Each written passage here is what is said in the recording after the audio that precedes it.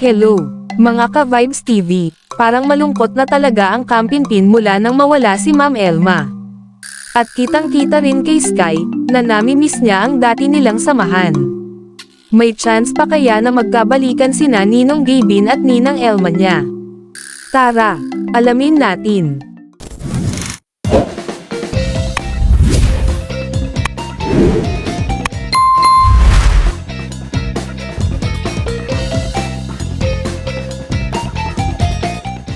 Napansin ba ninyo, ang isang bagay na talagang nakaka-touch, sa mga nakasubaybay sa Kampinpin family?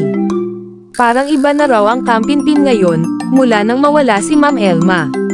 Kung dati ay puno ng saya, tawanan at masasayang moments ang Kampinpin, ngayon ay tila may kulang na talaga. At para sa ilang viewers, ramdam na ramdam ang pagbabago, pero ang mas nakakuha ng atensyon ng marami, ay si Sky. Kitang-kita raw sa mukha ni Sky, na nami-miss niya ang dating buhay, sa Kampinpin. Para bang may mga alaala siyang, gustong balikan, mga panahong kumpleto at masaya ang lahat. At dito na nagsimulang magtanong ang mga netizens, may chance pa kaya na magkabalikan sina Ninong Gavin at Ninang Elma niya? Dahil sa mga kilos at ekspresyon ni Sky, may mga nakakapansin na parang gusto rin niyang makita ulit, na magkasama ang dalawa.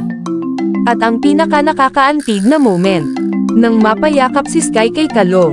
Parang simpleng yakap lang, pero para sa mga nakakakita, parang may halong pangungulila at emosyon. Para bang nami-miss niya ang dating samahan, at mga panahong magkakasama sila. Kaya tuloy napapatanong ang mga viewers, ako lang ba ang nakakamiss kay Sky, sa Kampinpin?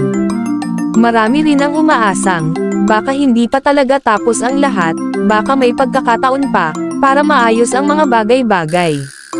At magkaroon ng reconciliation, sina Sir Gavin at Ma'am Elma, pero syempre, hanggang ngayon wala pang kumpirmasyon, kung magkakabalikan, nga ba sila.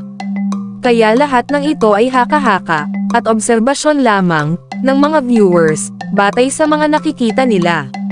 Ang tanong ngayon, kung sakaling magkaroon ulit ng chance, gusto ba ninyong makita na magkabalikan sina Sir Gavin at Ma'am Elma? E-comment ninyo ang inyong opinyon sa baba, at kung nami-miss nyo rin si Sky sa Kampinpin, sabihin ninyo rin sa comments.